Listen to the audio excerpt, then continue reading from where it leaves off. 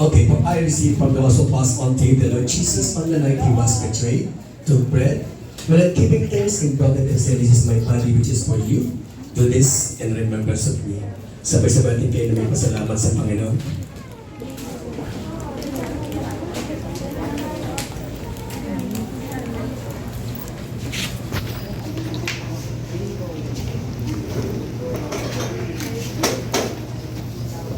In the same way, after supper, took the cup, saying, "This cup is God's new covenant in my blood.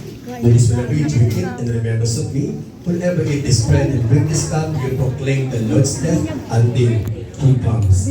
Let's toast for our victory and success at Passover kay Yana Jenway sa kanyang paglaki.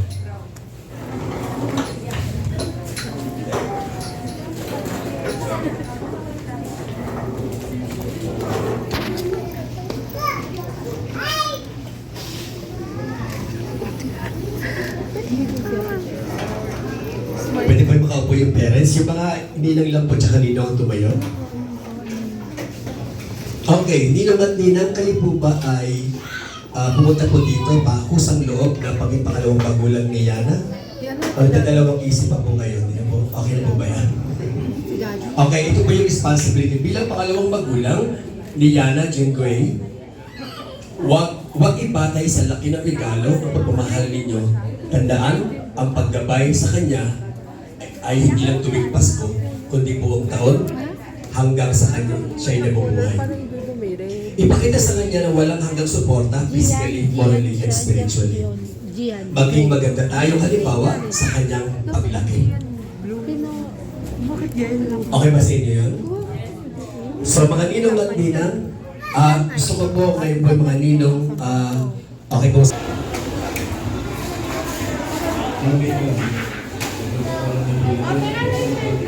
Follows me will leave work, will never walk in darkness, but will have the light of life.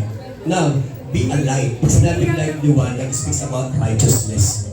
Ipakita kay Yana ang magandang asal, magandang pamumuhay. Huwag ipakita sa kanya yung mga mali, sapagkat lahat na makita ng bata, sa ninong at ninang, sa mga magulang, kahit tama o mali, gagayahin niya yan. So ipakita natin sa kanya ang righteousness. Itong liwanag na ito ay speaks about righteousness and life. No? Sa ating din nakasalalay, ang kagandahan ng buhay po ni Hana sa kanyang paglaki. Katulong po ng magulang po ni Hana. Okay niyo naman, Binang? Handa na po ba kayo sa ating promises and covenant? Sabihin niyo po ang inyong pangalan bago niyo patayin po yung liwanag na ito. Sabihin niyo po, ako si, sabihin niyo po yung pangalan niyo. Okay, nangangako sa harapan ng Diyos, nagagampanan ko ang aking mga tungkulin kay Yana Jinwei. Susuportahan sa abot na aking makakaya. Pawang-kabutihan lamang ang aking tutulong sa kanya hanggang sa kanyang paglaki. Tulungan nawa ko ng buong may kapal. Okay, patay na pala.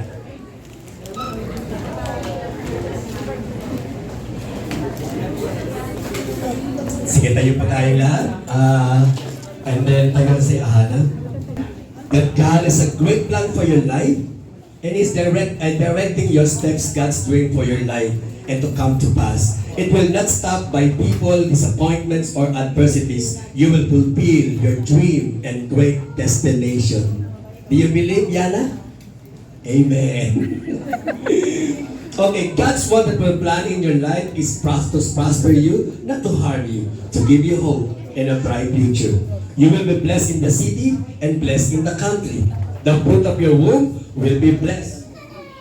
And the crops of your land and the young of your livestock, the tops of your heads and the lambs of your flocks, you will be blessed when you come in and blessed when you go out. The Lord will send a blessing in your barns and everything to put your hands to, and the Lord your God will bless you in the land He has given you. The Lord is open the heaven, the storehouse of bounty, to send rain on your land in season and bless all the work of your hands. You will lend to many nations but will borrow from none. You are forever blessed. Yana Jinwei Dalmasio. Palapakan natin si Lord. The Lord bless you and keep you, and the Lord make His face shine on you and be gracious to you. And the Lord turn His face toward you and give you peace. Ang ating mga kamay, mga ninong at ninang, lapit po tayo sa Kanya. Ilayas po natin si Hana. pati kanyang mga gulang. Siyempre po, ang gabay po, ang nakasalalay po sa mga magulang sa ating lahat yung prayer po natin. And speak more blessing po kay Yana. Let's pray. Father, in the name of Jesus, right now, Lord, pinagkakatiwala po namin sa iyo ang magandang kinabukasan ni Yana Jen Gray Dalmasio. Sa oras na ito, Panginoon, siya po ay sasamahan mo. Wag na lang totok pa. Nagagalit. Ay, nagagalit na. Dalaw kasi ng galit. Alright, you were about to experience a part where the happiness is the new expression.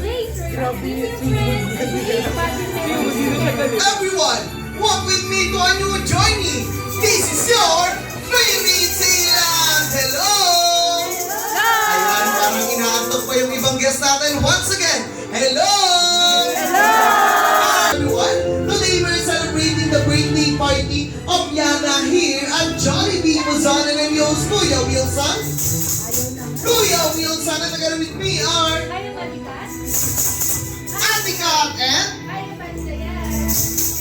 Ate Dayan. And of course, bago natin papasukin ang ating birthday celebrant, nais ko muna batiin natin siya ng isang malakas na happy birthday, Yana, in 1, 2, 3, go! Happy birthday, Yana! Parang natututok naman ngayon. Siyempre gusto ni Kuya Wilson yung mas malakas at mas masaya. Once again, happy birthday, Yana, in 1, 2, 3, go! Happy birthday, Yana!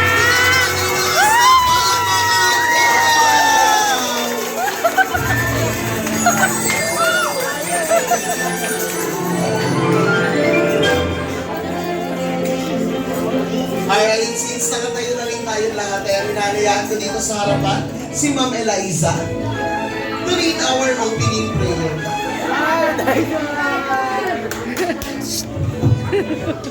So let us pray. So close your eyes. So thank you, Lord, for giving for today that you had given to us. So thank you for blessing us a chance to witness this wonderful moment. So thank you for the life you have given to Yana, and may you continue to surround her with love and bless and protect her through her journey of growing. So bless her family for today, and may you continue to protect and guide her and her family. So guide us and for today, and in Jesus' name pray, amen.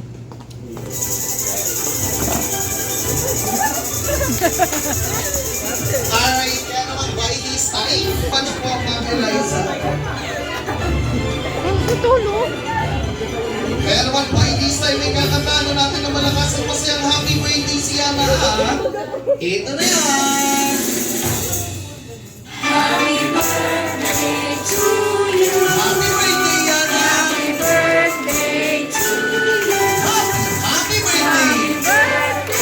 Happy birthday! Happy birthday! Happy birthday! Isa mo ba yung pinakamalakas? Happy birthday to you! Happy birthday, Yana! Happy birthday to you! Happy birthday!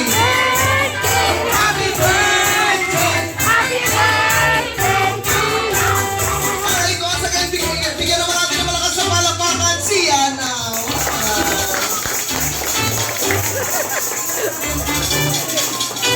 Alright, thank you so much. Pwede na po tayo lahat po. Pangalawa, so sino po yung una? Ayon, si Ate Iguan. Alright, mami. Para sa ating next question, ano naman po or saan nyo naman po nakuha yung pangalan ni Yana? Decided na yung kapatid niya magpapakuha sa Ayan, so si Ate Yuan pala yung nagbigay ng name kay Yana. Alright, mami, para sa ating next question, ano naman po yung sa palagay niyong physical appearance or characteristic ninyo na physical appearance or characteristic ninyo na namana ni Yana? Ayan yung may guhit naman daw sa pisngi. Alright, ready for our next question. Ano naman po yung madalas yung bonding or madalas yung ginagawa pagkasama niyo po si Yana? Nanonood ng Miss Rachel. nanonood ng Miss Rachel. Si Miss Rachel talaga pag mga bata, yan yung hiling. Alright, mami, para sa ating last question, ano naman po yung pangarap ninyo paglaki Rihanna? Simple lang, maging mabuting tao. Tapos yung gusto niya sa buhay, makatapos or makapagtrabaho ng gusto niya ay magawa. Ayan, so syempre nandyan si Ma'am Yana, nandyan si Mami and Daddy para isuportahan ka sa kung anong gusto mo paglaki. Alright, Mami and Daddy, thank you so much. So palakpakan naman po natin si Mami and Daddy. Kung gaano nyo kakilala yung ating birthday celebrant. Dahil this time, ang mga tanong na ito ay manggagaling mismo sa ating birthday celebrant. Alright? So this time, para sa ating first question, ilang months na ang ating birthday? Alright, for our next question.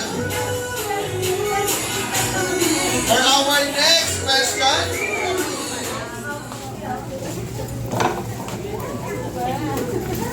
kailan?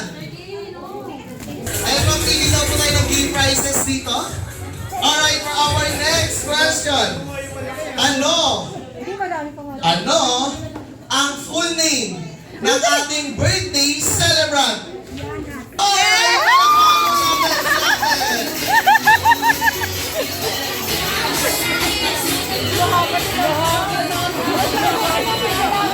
alright, for our last question. For our last question, sino? Pangalan kay Yana. Ate Yuan. Si Yuan! Alright! Buti na lang talaga natanong ko to kanina na, ma'am. Tinanong ko to kanina.